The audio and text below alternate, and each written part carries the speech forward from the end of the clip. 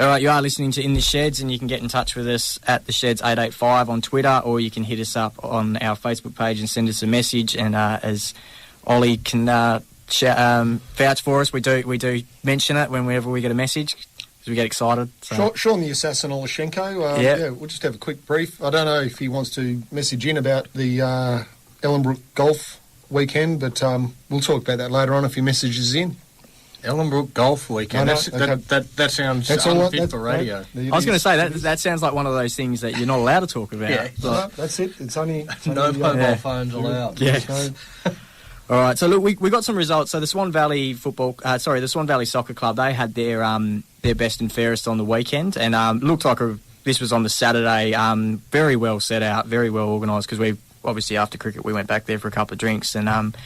They had a really, really good setup. So I've only just got the results through today, and by today I mean about an hour ago.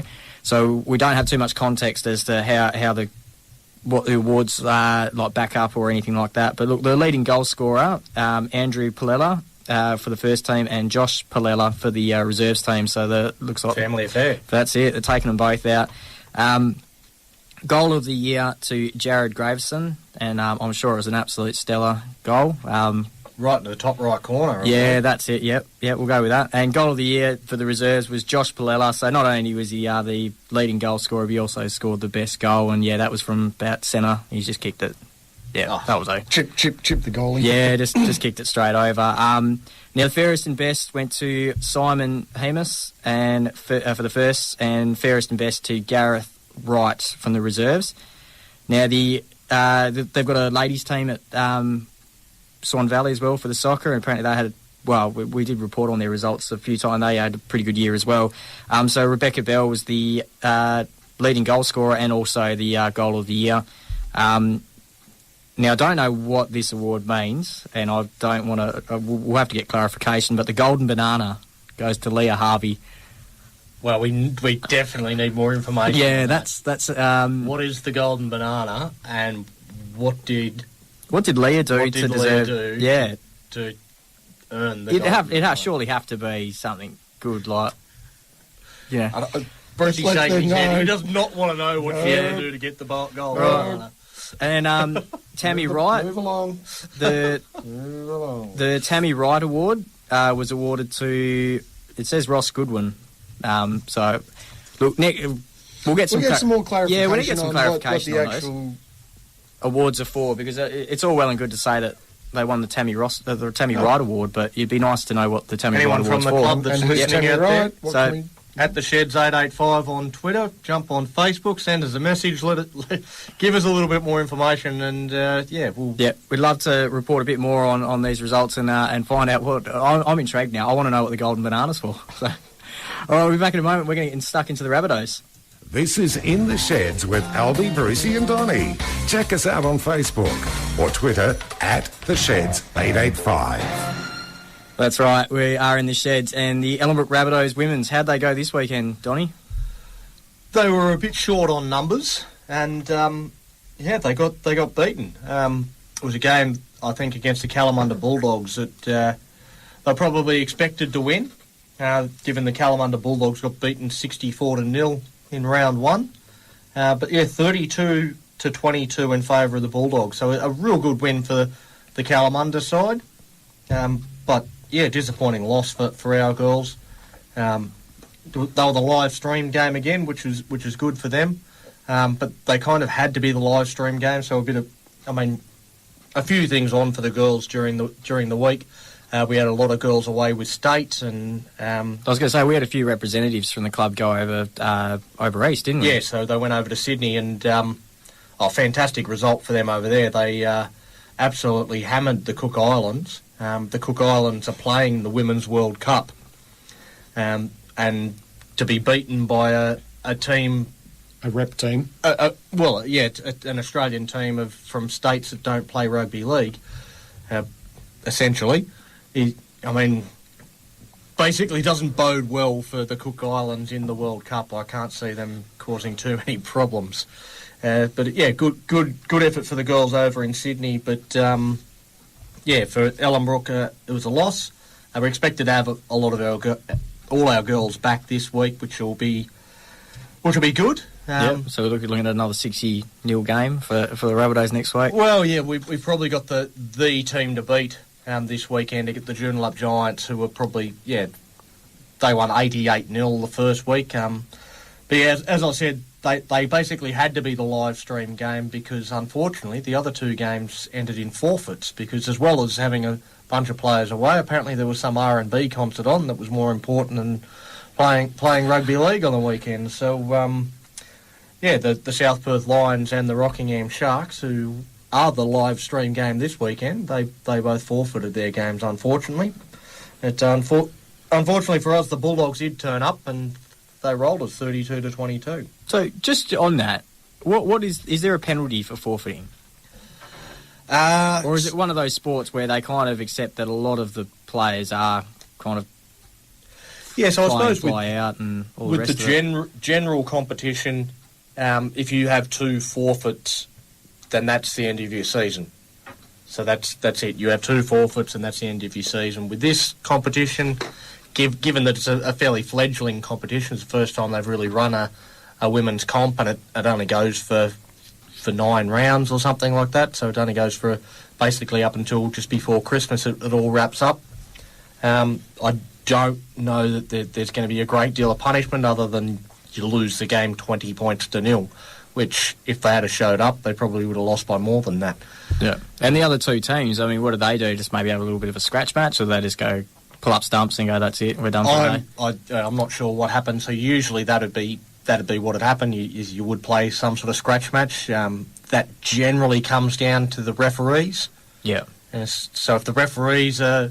Because, I mean, obviously for insurance purposes, that gets a little bit of a grey area as to whether they're covered or not, and some referees refuse to do it. But, it depends on who the referees are as to whether they allow that to go on. Oh, that's a bit disappointing, I think, for the teams that, especially after such a positive first week. Who were the two teams that rocked up but couldn't play because of forfeit? So Joondalup and Willagee.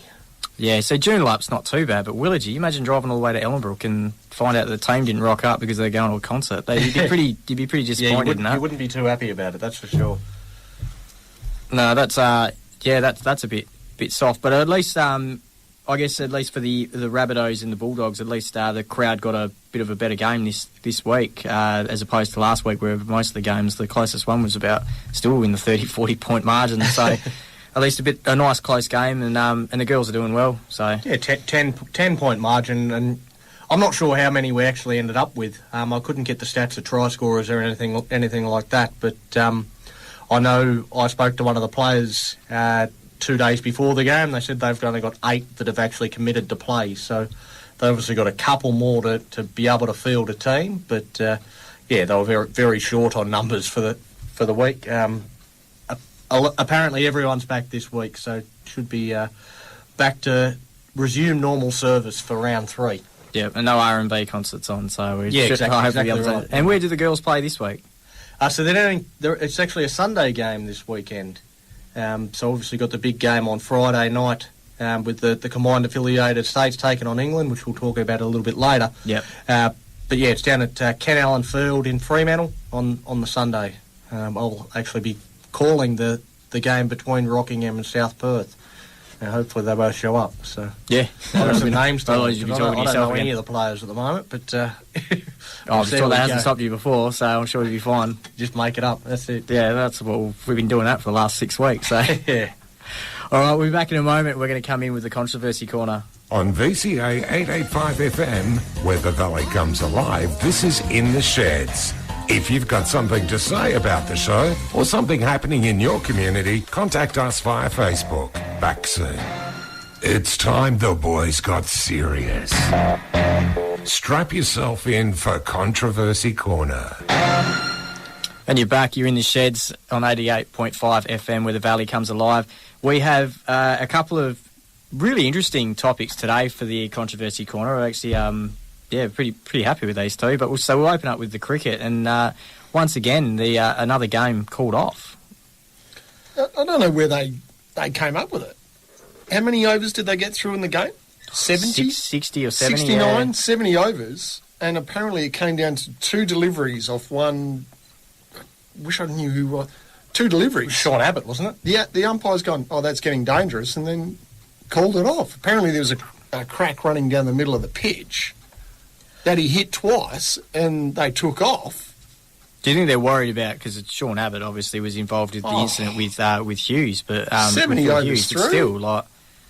Yeah, I sort of take a different view. I think everyone has really come out and they've got the cricket bat and they're whacking the officials with it. I think a lot of the criticism's got to go on the curator of the pitch, because if you have a look at one of the deliveries, it hits the crack and it goes about 20 metres down leg side for 5 You'd wide. never play a game in India, but if that was the case. But we didn't. The third 2020 true. game, the outfield was too dangerous, and they didn't there wasn't a ball bowled. So I mean, it's happening as well. But I mean, the curator, the tournament organisers, Cricket Australia, I mean, they've got a lot to answer for. I mean, you're playing at North Sydney Oval. The lights, they're not up to international standard. They're not up to scratch. They better be, because we're playing the women's Ashes series against England is going to be at North Sydney Oval, and it's a day-night test. Well, they and it's on that because it's on that pitch. It's not obviously going to be that different one, but it'll be. Yeah, but still. But yeah, if I've made mud before, I'm probably going to keep making mud in the future. So yeah, you'd want to make sure he's onto that. So yeah, you get stuck into the curator, and I think that the umpires are put into a difficult spot. You've got pretty average lighting. You've got a crack running down the middle of the pitch where the ball's sort of hitting it. The first one's gone a mile down leg side, but the next one could hit it and go straight up into the bloke's head. And you got Sean Abbott and Dougie Bollinger sort of bowling thunderbolts. There's no doubt about what the result was going to be. They probably would have won with a bonus point anyway. And I think that's the thing that people are getting most upset about, is that they've been gifted a spot into the final. Well, that's the other one that comes up, is that they basically said they called the game off, and then they gave all the points to Victoria, the Bushrangers, yeah. And normally, if it's basically called a no result or a draw match, you get even points. That was what New South Wales were calling for. The umpires have decided that it's a dangerous pitch. I don't. And I suppose that's a pretty fair argument. Why does it get decided under Duckworth-Lewis in that scenario? It's not.